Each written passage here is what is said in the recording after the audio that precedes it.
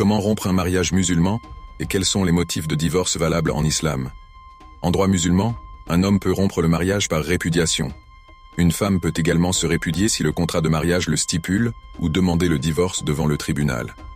Le divorce en islam est possible à la suite du serment d'anathème, en cas de manquement aux obligations du mariage ou en présence de vices rédhibitoires.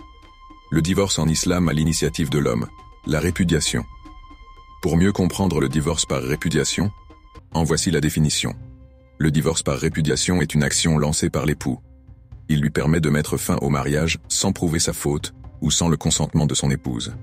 Allant à l'encontre de l'égalité des conjoints, ce type de divorce n'est pas reconnu par le droit français.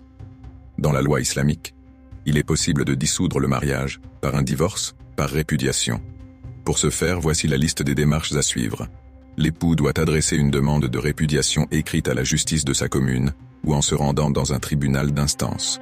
Ensuite, un procès-verbal est établi par le juge pour constater la répudiation.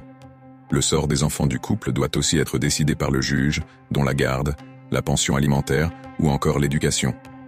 Dans certains pays islamiques, le droit à la répudiation demeure applicable. Le tribunal compétent doit cependant prononcer le divorce par répudiation pour qu'il soit effectif. En général, la garde des enfants, notamment ceux âgés de moins d'1 an, est confiée à la mère.